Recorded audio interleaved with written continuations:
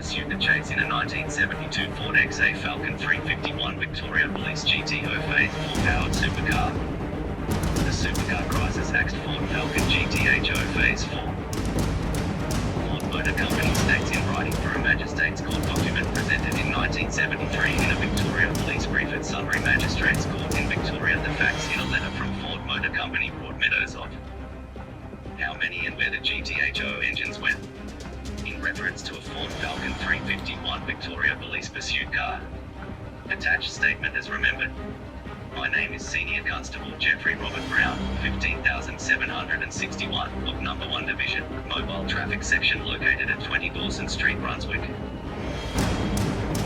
On or about, for this only Sunday the 8th of April, 1973 I was performing my usual and permanent Calder Highway patrol duties between Melbourne and Taradale, which is my designated patrol area. I was rostered for duties between 0800 hours and 1600 hours and was patrolling alone in an unmarked, plain white 1972 XA model Ford Falcon GT, full-speed manual gearbox, four-door sedan, registered number LHH035 and was working in full mobile traffic police uniform.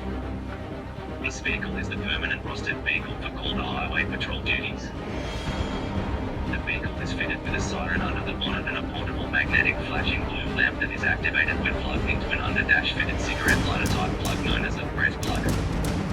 A concertina cord extends to the lamp which is attached to the roof of the vehicle by 3 large magnets fitted to the base of the lamp.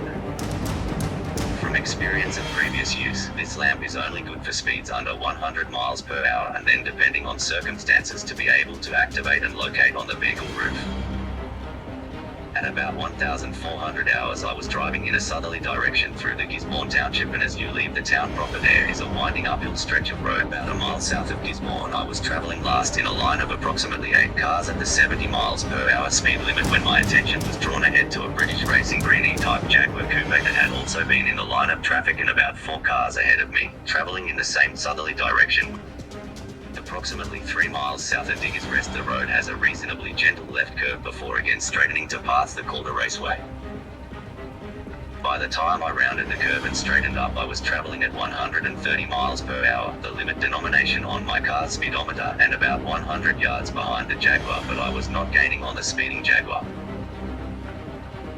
I continued to accelerate as hard as the car could and I reached for the police radio microphone and radioed to D24 of the vehicle's description and speed as I was not close enough to read the registration number, but I could see it was a yellow colour, so I deduced a possible New South Wales car, to which D24 acknowledged and commenced to call assistance from other cars. I had passed the Calder Raceway on a straight roadway with good ahead visibility, and as I was now gaining on the speeding vehicle, I could see my speedometer needle was approximately 3/4 of an inch to an inch past the 130 miles per hour limit, and I was flashing my car's headlights and had the siren sounding. I stayed reasonably but safely behind the vehicle, but there was no response and the speed continued. My car then gained on the Jaguar and I diverged to the incorrect side of the road beside the Jaguar, which I saw had a single male occupant, and sounded my car horn as well, to which I saw the driver, who looked in my direction and appeared shocked, then braked. I braked heavily and diverged back left then at an appropriate speed onto the nearside gravel verge. The Jaguar with 4-wheel disc brakes compared to my front wheel only disc brakes and rear drum brakes had stopped some 50 yards behind me. He drove up to me as I reversed back toward him. I alighted from my car as he did. The 40-year-old male driver's opening words to me were, "What the hell have you got under the bonnet of that thing?" To which I replied, "Why, what was your speedo showing?" He said, 148 miles per hour. I then informed D24 of the interception and to cancel assistance. I then had a detailed conversation with the New South Wales licensed male driver and put my observations to him, to which he said, "I'm sorry about that, but you are completely right. I certainly didn't expect any police about today." I informed the driver he would receive a summons to attend court in the future. The weather at the time was fine and sunny with excellent visibility, and the highway over the length of this incident has a very good bitumen surface. Traffic was light and no interference was caused to other traffic. As I was stationary talking to the offending driver, a civilian passing motorist's front seat passenger called out in my direction, "That's the best thing you have done today, catching that bloody idiot."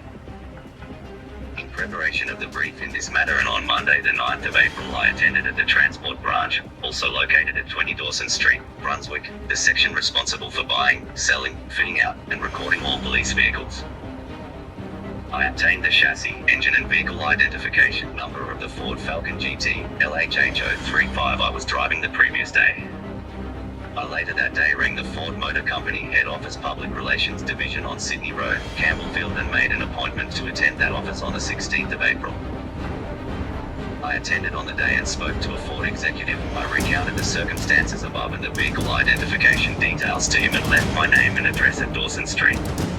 He stated he would send me correspondence on the vehicle.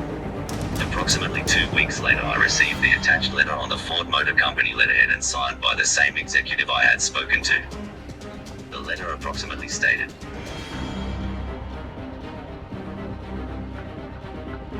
"Sitting at the Sunbury Magistrates Court," and read that letter out at court after giving my evidence.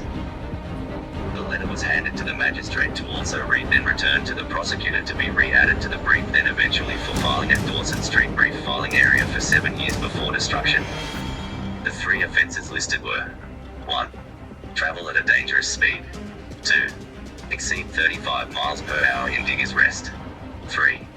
Exceed 70 miles per hour.